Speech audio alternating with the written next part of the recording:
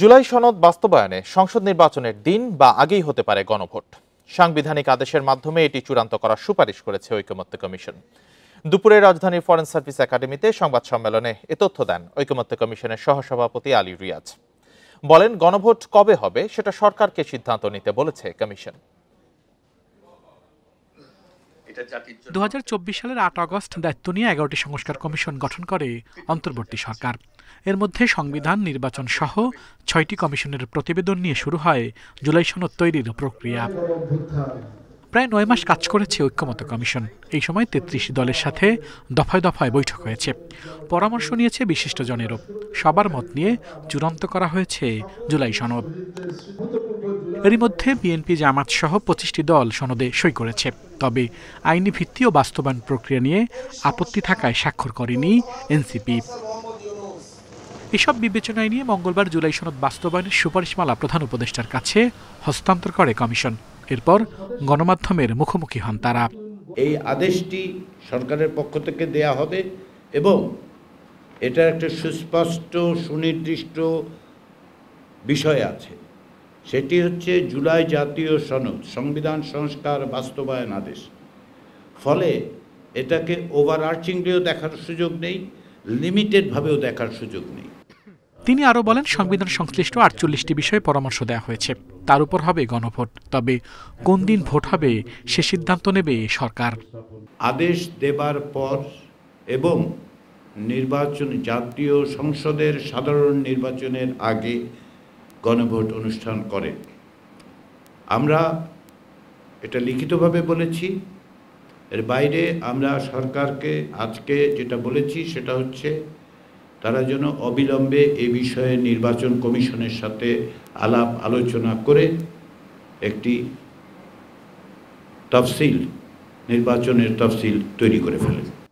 কমিশনের সহসভাপতি বলেন, আগামী সংসদের প্রথম 270 কার্যদিবসের মধ্যে জুলাই সনদের প্রস্তাবগুলো সংবিধানে অন্তর্ভুক্ত করতে হবে।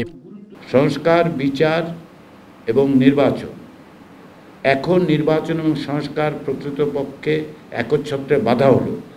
এই অর্থে যে এই নির্বাচনের মধ্য দিয়ে যারা আসবেন তারাই সংস্কার প্রক্রিয়াকে অগ্রসর করবেন, তাই তো? তাহলে সংস্কার এবং নির্বাচনের দায়িত্ব যাদের, তারা এই কাজটি করতে পারবেন বলে মনে হয়। রাজনৈতিক দলগুলোর নোট অফ ডিসেন্টগুলোতে জনগণের মত জানাতে সরকারকে পরামর্শ দিয়েছে কমিশন। জনগণ যদি বলে তাহলে তারা সেই জনগণের রায় পাবার পরে রাজনৈতিক দল তার ভূমিকা নির্ধারণ করবে। আল আমিন হোসেন, ইন্ডিপেন্ডেন্ট নিউজ, ঢাকা। চাপমুক্ত হতে কোনো রকমে কিছু সুপারিশ করেছে ঐকমত্য কমিশন, যা অনৈক্য সৃষ্টি করবে বলে মন্তব্য করেছেন বিএনপি নেতা সালাউদ্দিন আহমেদ। আর আমির খসরু মাহমুদ চৌধুরীর প্রতিক্রিয়া, সংসদ নির্বাচনের আগে গণভোটের কোনো সুযোগ নেই। বিকেলে রাজধানীতে আলাদা দুটি অনুষ্ঠানে এসব কথা বলেন নেতারা। জুলাই সনদ বাস্তবায়ন প্রক্রিয়ার সুপারিশ প্রধান উপদেষ্টার কাছে দিয়েছে ঐকমত্য কমিশন, যাতে নির্বাচনের দিন বা আগেই গণভোটের পরামর্শ দেওয়া হয়েছে। এ নিয়ে তাৎক্ষণিক প্রতিক্রিয়া দিয়েছেন বিএনপি নেতারা। দলটির স্থায়ী কমিটির সদস্য আমির খসরু মাহমুদ চৌধুরী বলেন, নির্বাচনের দিন গণভোটের বিষয়ে ঐকমত্য হয়েছে, জাতীয় নির্বাচনের আগে হতেই পারে না। এটার সাথে বিএনপি একমত নয়, এটা আমরা পরিষ্কারভাবে বলে দিয়েছি। পুরো আলোচনায় বিএনপির অবস্থান ছিল যে গণভোট আর নির্বাচন একই দিনে হবে, দুটো ব্যালটের মাধ্যমে। এটা দিনের আলোর মতো পরিষ্কার। নতুন করে এই সাবজেক্টকে সামনে আনার কোনো সুযোগ নাই। এদিকে সচিবালয়ে আইন উপদেষ্টার সঙ্গে বৈঠক করেছেন বিএনপির স্থায়ী কমিটির সদস্য সালাউদ্দিন আহমেদ। পরে সাংবাদিকদের কাছে তিনি বলেন, সুপারিশের মাধ্যমে ঐক্যের বদলে অনৈক্য সৃষ্টি করেছে ঐকমত্য কমিশন। যে তারা জাতীয় ঐকমত্য প্রতিষ্ঠার বদলে জাতীয় অনৈক্য প্রতিষ্ঠার একটা প্রচেষ্টা গ্রহণ করেছেন। আমার মনে হয় জাতীয় ঐকমত্য কমিশন নিষ্কৃতি পাওয়ার জন্যই কিছু সুপারিশ দিয়ে তারা কার্যক্রম সমাপ্ত করতে চেয়েছে। তিনি আরও জানান, জোটভুক্ত হলেও দলীয় প্রতীকে নির্বাচনের সিদ্ধান্ত বাতিলের দাবি জানানো হয়েছে। Hasif Mahmud Shah, independent news, Dhaka. Appeal বিভাগের রায়ে তত্ত্বাবধায়ক সরকার পুনর্বহাল হলেও ফেব্রুয়ারি নির্বাচনের আগে তা সম্ভব নয়। আগামী নির্বাচন অন্তর্বর্তী সরকারের অধীনেই করতে হবে বলে মত দিয়েছেন রিভিউ আবেদনকারীদের আইনজীবীরা। তারা বলেন, সংবিধান অনুযায়ী সংসদ ভাঙার 15 দিনের মধ্যে তত্ত্বাবধায়ক সরকার গঠন করতে হবে, কিন্তু এখন সেই পরিস্থিতি নেই। মঙ্গলবার তত্ত্বাবধায়ক ব্যবস্থা নিয়ে রিভিউ শুনানিতে এসব বিষয়ে মতামত দেন আইনজীবীরা। আগের 12টি নির্বাচনের মধ্যে তত্ত্বাবধায়ক সরকারের অধীনে অনুষ্ঠিত হয় 1996, 2001 ও 2008-এর নির্বাচন। তেমন কোনো বিতর্ক ছাড়াই সেই 3 নির্বাচন গ্রহণযোগ্যতা পায় দেশ বিদেশে। তবে 2011 সালে আওয়ামী লীগ সরকারের আমলে সাবেক প্রধান বিচারপতি খায়রুল হকের নেতৃত্বে আপিল বিভাগ সংবিধানের ত্রয়োদশ সংশোধনী অবৈধ ঘোষণা করে রায় দেওয়ার ফলে এই ব্যবস্থা বাতিল হয়ে যায়। ওই রায়ের বিরুদ্ধে বিএনপি জামাত সহ 5টি রিভিউ আবেদনের শুনানি চলছে আপিল বিভাগে। এরই মধ্যে 3 পক্ষের শুনানি শেষ। মঙ্গলবার শুনানিতে জামাতের আইনজীবী আদালতকে বলেন, আপিল মঞ্জুর করে আগের রায় বাতিল করলেও রায়ে যেন তত্ত্বাবধায়ক ব্যবস্থা নিয়ে নতুন কোনো নির্দেশনা বা পর্যবেক্ষণ না দেয়া হয়, কারণ এতে জুলাই সনদ সহ সরকারের সিদ্ধান্তের সাথে সাংঘর্ষিক হতে পারে। বর্তমান সরকার তার অরিজিনাল ফর্মে কন্টিনিউ করবে, নতুন পার্লামেন্ট হবে।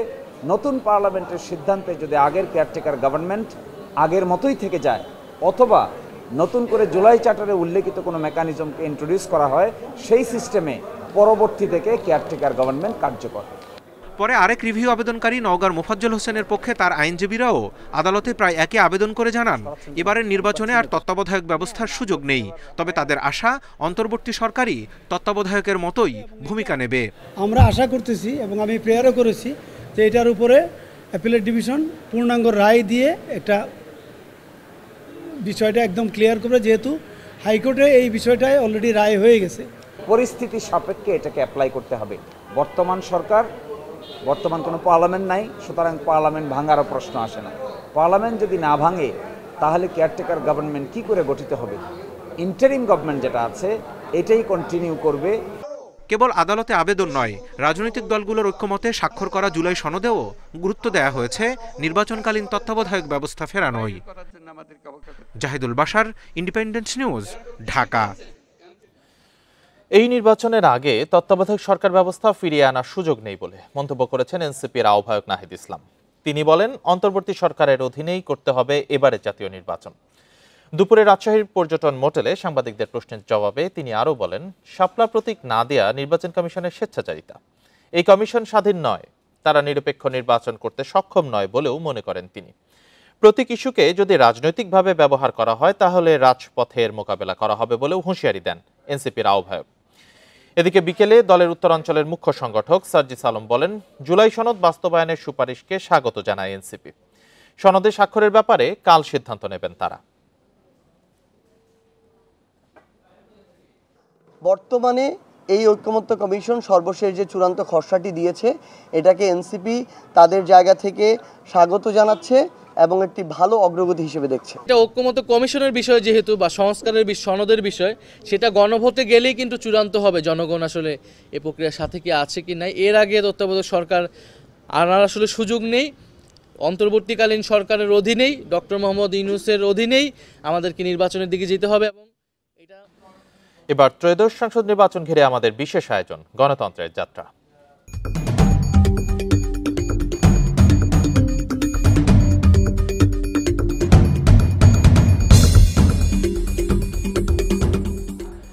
সংসদ নির্বাচন সামনে রেখে অন্তত 70% আসনে একক প্রার্থী চূড়ান্ত করেছে বিএনপি।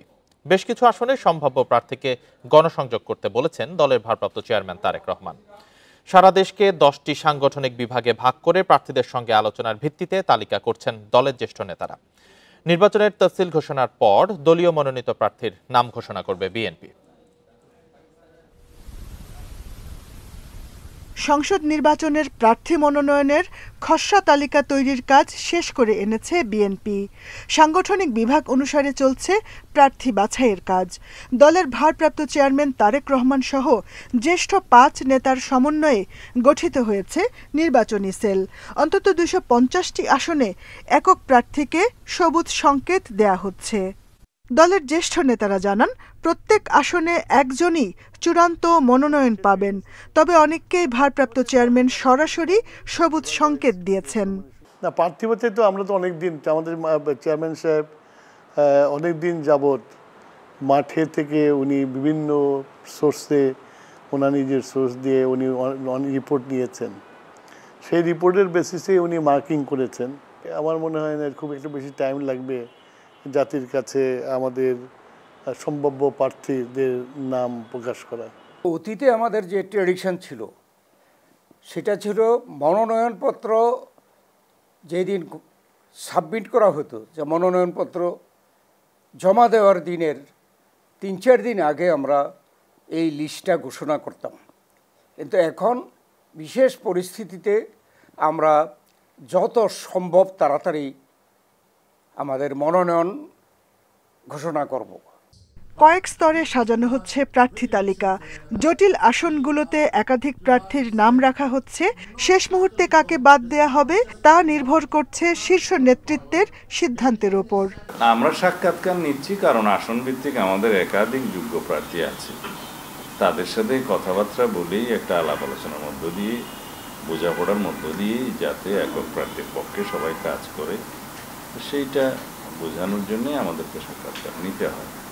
100 আসনকে ঝুঁকিপূর্ণ বিবেচনা করে এসব আসনে একক প্রার্থী নিশ্চিত করতে প্রার্থীদের সঙ্গে কথা বলছেন জ্যেষ্ঠ নেতারা। Jahanara Parvin, independent news, Dhaka. সুষ্ঠু ও নিরপেক্ষ নির্বাচনের লক্ষ্যে ইসির কাছে 18টি দাবি জানিয়েছে জামায়াতে ইসলামী। এর মধ্যে রয়েছে নভেম্বরে গণভোট এবং সংশোধিত আরপিওর ভিত্তিতে নির্বাচন আয়োজন। দলটি বলছে নির্বাচন কমিশন ও সরকারের যৌথ প্রচেষ্টায় এসব দাবি বাস্তবায়ন করতে হবে। দুপুরে ইসিতে গিয়ে লিখিতভাবে এসব দাবি জমা দেয় জামায়াতের প্রতিনিধি দল। অবাধ, সুষ্ঠু ও নিরপেক্ষ জাতীয় নির্বাচনের লক্ষ্যে ইসিতে যায় জামায়াতের প্রতিনিধি দল। ইসিতে 18 দফা লিখিত দাবি জমা দেয় দলটির সেক্রেটারি জেনারেল মিয়া গোলাম পরোয়ারের নেতৃত্বে 7 সদস্যের প্রতিনিধি দল। সিইসি সহ কমিশনের সদস্যদের সাথে বৈঠক শেষে গোলাম পরোয়ার বলেন, একই দিনে গণভোট ও জাতীয় নির্বাচন হলে জনগণ জুলাই সনদের তাৎপর্য বুঝতে পারবে না, তাই নভেম্বরে গণভোটের দাবি জানান তিনি। সংস্কার এবং জাতীয় সনদের বিষয়গুলো ইলেকশন কমিশনকে পাবলিক করতে হবে, তারা ওয়েবসাইটে দেবেন, জনগণ জানবে, ভোটাররা সিদ্ধান্ত নেবে এবং সেটা নভেম্বরই হচ্ছে উপযুক্ত সময়। একই দিনে ভোট হলে নির্বাচন কেন্দ্রে সহিংসতা হতে পারে, 2-4টা কেন্দ্রে ভোট বন্ধ হতে পারে। তো জাতীয় নির্বাচন প্রতীক প্রার্থীর দ্বন্দ্বে ভোট বন্ধ হলে তাহলে গণভোটের দশাটা কি হবে? একই দিনেই তো ভোট হবে, একই কেন্দ্রেই তো হবে। জামায়াত মনে করে সংশোধিত আরপিও অনুযায়ী নির্বাচন করতে হবে যাতে সব দল সমান সুযোগ পায়। নির্বাচন ব্যবস্থা সংস্কার কমিশন বলেছে যে জোট হতে পারবে, কিন্তু প্রতীক হবে জোটবদ্ধ প্রত্যেক দলের স্ব দলের নির্ধারিত প্রতীকে তাদের ভোট করতে হবে। তার প্রতীক বাদ দিয়ে অন্য কোনো দলের প্রতীকে ভোট করা যাবে না। এটা লাস্ট ইলেকশন যে ইলেকট্রাল প্রসেস যে রিফর্ম কমিশন তারা এই সুপারিশটা করেছে এবং উপদেষ্টা পরিষদে এই সংশোধনটা অনুমোদিত হয়েছে। জোটবদ্ধ হলেও দলীয় প্রতীকে নির্বাচনের বিধান পাল্টানোর চেষ্টা সুষ্ঠু নির্বাচনের পথে বাধা বলে মনে করে জামায়াত। এটা একটা অ্যালার্মিং যে লেভেল প্লেইং ফিল্ড লঙ্ঘন করার এই প্রবণতা ইলেকশনের 4 মাস আগে, এটা আমাদের সুষ্ঠু নির্বাচনের জন্য একটা অশনি সংকেত। Rifat Alam, independent news, Dhaka. বেসামরিক ও সামরিক প্রশাসন, ব্যবসায়ী, গণমাধ্যম ও রাজনৈতিক দলের মধ্যে আন্তঃসম্পর্ক ঠিক না করলে 1-11 মতো পরিস্থিতির পাশাপাশি রাজনৈতিক সংঘাত অনিবার্য হয়ে পড়বে বলে মন্তব্য করেছেন তথ্য উপদেষ্টা মাহফুজ আলম। তিনি বলেন, দেশকে সে ধরনের সংঘাতময় পরিস্থিতির দিকেই ঠেলে দেওয়া হচ্ছে। দুপুরে রাজধানীতে এক অনুষ্ঠানে তথ্য উপদেষ্টা এসব কথা বলেন। রাজধানীর গুলশানের লেকশোর হোটেলে আয়োজিত ইকোনমিক রিফর্ম সামিটের দ্বিতীয় দিনের আয়োজনে উন্নয়ন ও অর্থনৈতিক অগ্রগতির নানা দিক আলোচিত হয়।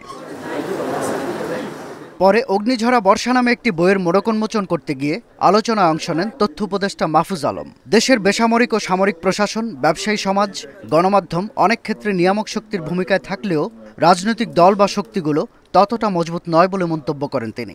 বলেন, অনেকে আওয়ামী লীগকে বড় রাজনৈতিক দল মনে করলেও দলটি তা নয়, বরং দেউলিয়া হয়ে গেছে। আমাদের আন্তঃসম্পর্কের জায়গাটা এটা যদি আমরা মিস করি তাহলে আমরা বারবার বিভিন্ন খাদে আমরা পড়বো। 1-11, তারপর আরও অনেকগুলো ক্রাইসিস আমাদের সামনে আসতে থাকবে এবং রাজনৈতিক সংঘাত অনিবার্য হবে। সেটা আমি বারবার বলছি, এটা কোনোভাবে হুমকি বা হতাশার জায়গা থেকে না, বরং সোসাইটি ওই জায়গাতে আমরা নিয়ে যাচ্ছি। সোসাইটিকে আমরা এমন এক জায়গাতে নিয়ে আসতেছি না যেখানে ডায়ালগ সম্ভব, যেখানে এই যে ফোর্সগুলোর মধ্যে একটা কমন গোলে, কমন ন্যাশনাল গোলে ঐক্যবদ্ধ হওয়া সম্ভব। এনসিপির দক্ষিণাঞ্চলের মুখ্য সংগঠক হাসনাত আবদুল্লাহ গণমাধ্যম ও আমলাতন্ত্রের সংস্কারের গুরুত্ব তুলে ধরেন।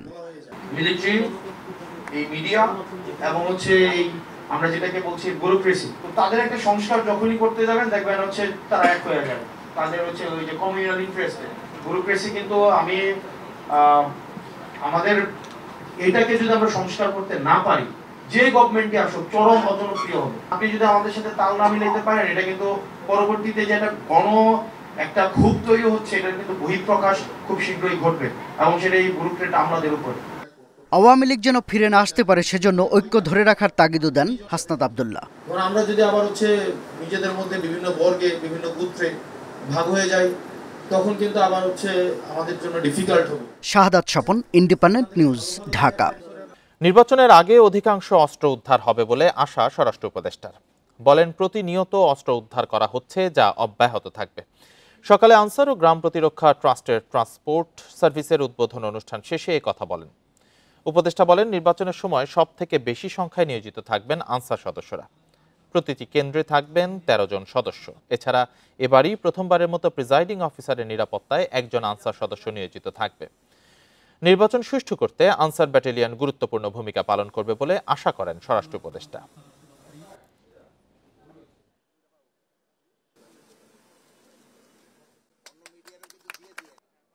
অস্ত্র সবসময় কিছু বাইরে থাকে এবং এই বাহিনীগুলি দেরি কিন্তু উদ্ধার করতেছে। গত পরশু দেখছেন যে 8টা হাতিয়ার উদ্ধার হয়েছে।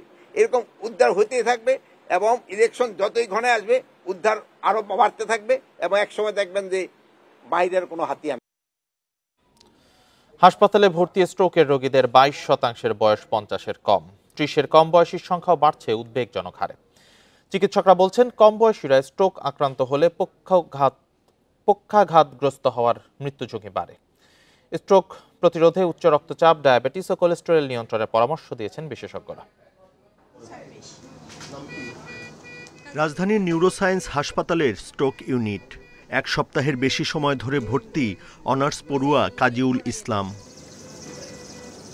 পাশেই চিকিৎসাধীন রংপুরের সুমন মিয়ার বয়স 40 ও পাবনার 38 বছর বয়সী সবুজ আলী। হাসপাতালের তথ্যমতে 100 বেডের স্ট্রোক ইউনিটে 3 মাসে ভর্তি হয়েছে 1662 রোগী। এর মধ্যে 380 জনের বয়স 50-এর কম। স্ট্রোক বয়স্কদের রোগ ধারণা করা হলেও কম বয়সীর সংখ্যা বাড়ছে আশঙ্কাজনক হারে। সুইডিশ কিছু গবেষণায় পেশেন্ট রেজিস্ট্রি আছে, তারপর ফিনল্যান্ডের পেশেন্ট রেজিস্ট্রি আছে। এই সবগুলো পেশেন্ট রেজিস্ট্রিতে তারা দেখতেছে যে ইয়ং স্ট্রোক, মানে ইয়ং বলতে আমরা বুঝাই যদি কোনো ক্ষেত্রে বলে 45-এর কম, কোনো ক্ষেত্রে বলে 50-এর কম, এদের মধ্যে স্ট্রোকের ঝুঁকি অনেকখানি বেড়ে যাচ্ছে। চিকিৎসকরা বলছেন, কম বয়সী অনেকের উচ্চ রক্তচাপ, ডায়াবেটিস ও রক্তে চর্বির আধিক্য রয়েছে, যা স্ট্রোকের কারণ। এছাড়া শুধু ধূমপায়ীদের স্ট্রোকের ঝুঁকি 2 থেকে 3 গুণ। একটা অস্বাভাবিক ধরনের লাইফস্টাইল, যেমন আমাদের ইয়ংরা সারা রাত জেগে থাকে, সারা রাত ধরে কাজ করে, দিনের বেলা ঘুমায়। তো এতে করে হয় কি যে আপনার ঘুম যদি ঠিক না হয় তাহলে কিন্তু আপনার শরীরে যে হরমোনগুলো আছে, খারাপ হরমোন, এগুলো কিন্তু বেড়ে যায়। বেড়ে যাওয়ার কারণে কিন্তু স্ট্রোকের ঝুঁকি অনেকখানি বেড়ে যায়। সবচেয়ে ভালো যে ভেজিটেবলটা আমি গার্ডেন ফ্রেশ যেটা বলে ওখান থেকে নিয়ে আসছি, ওখানে কি কেমিক্যাল ইউজ করে ওই ফসলটা উৎপাদন করা হয়েছে আই ডোন্ট নো। আমি যখন একটা ফার্মের মুরগি খাচ্ছি, সেই মুরগিটাকে কি ফুড দেওয়া হয়েছে আই ডোন্ট নো। এবং এইগুলো আমাদের শরীরে ঢুকে আমাদের মস্তিষ্কের সমস্যা, কিডনির সমস্যা, লিভারের সমস্যা, এগুলো তো সবই করতেছে। স্ট্রোকে আক্রান্তদের তথ্য বিশ্লেষণে দেখা গেছে 30% রক্তে কোলেস্টেরল, 50% উচ্চ রক্তচাপ ও 30% ডায়াবেটিসে ভুগছেন। Buddhadeb Kundu, independent news, Dhaka.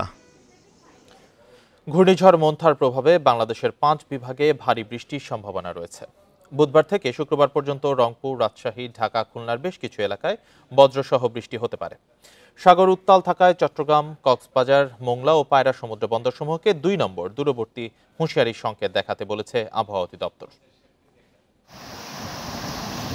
অক্টোবরের শেষে বঙ্গোপসাগরে 2টি লঘুচাপ সৃষ্টি হয়েছিল, যার একটি ঘূর্ণিঝড় মন্থায় পরিণত হয়। ঘূর্ণিঝড়টি মঙ্গলবার রাতে 100 কিলোমিটার বেগে ভারতের অন্ধ্রপ্রদেশের উপকূলে হানা দেয়। গেল 26 অক্টোবর নিম্নচাপ সৃষ্টি হলেও পরে শক্তি নিয়ে প্রবল ঘূর্ণিঝড়ে রূপ নেয়। মন্থা বাংলাদেশের উপকূল থেকে বেশ দূরে আঘাত হানে, তবে এর প্রভাবে দেশের উত্তর পশ্চিমাংশে বৃষ্টির সম্ভাবনা রয়েছে। রংপুর, রাজশাহী, খুলনা, ঢাকায় হালকা থেকে ভারী বৃষ্টি হতে পারে, যা অব্যাহত থাকবে 2 থেকে 3 দিন। উত্তর বঙ্গোপসাগর তেমন সমস্যা নেই, যেহেতু এটা ওড়িশা অতিক্রম করবে এবং এর প্রভাবে যেটা বেসিক্যালি হবে আগামীকাল থেকে একটু করে বৃষ্টি বাড়বে এবং দেখা যাচ্ছে যে আপনার পরশুদিন এবং তারপরে 1 তারিখ মোটামুটি বৃষ্টি হবে, এরপরে 2-3 তারিখ থেকে মোটামুটি অনেকটা ক্লিয়ার হয়ে যাবে। আবহাওয়া পূর্বাভাস বলছে নভেম্বরে শীতের আমেজ শুরু হয়ে যেতে পারে, সবার আগে উত্তরবঙ্গে পড়তে পারে শীত। যে সাইক্লোন আসছে এটা কেটে গেলে তাপমাত্রা একটু কমবে, তবে ঢাকাতে ওইভাবে তাপমাত্রা কমবে না, উত্তরাঞ্চলে একটু করে তাপমাত্রা কমবে, হয়তো নভেম্বরের লাস্টের দিকে মোটামুটি উত্তরাঞ্চল অনেক জায়গায় তাপমাত্রা শীতের আমেজ চলে আসবে। নভেম্বর থেকে দিন ছোট হবে, সাথে কমবে রাতের তাপমাত্রা। Shahriar Anirban, independent news, Dhaka. এই ছিল এখনকার সংবাদে। ইন্ডিপেন্ডেন্ট টেলিভিশনের সব খবর আরো বিস্তারিত জানতে চোখ রাখুন ফেসবুক, ইউটিউব, এক্স। এতক্ষণ যারা সাথে ছিলেন ধন্যবাদ সবাইকে।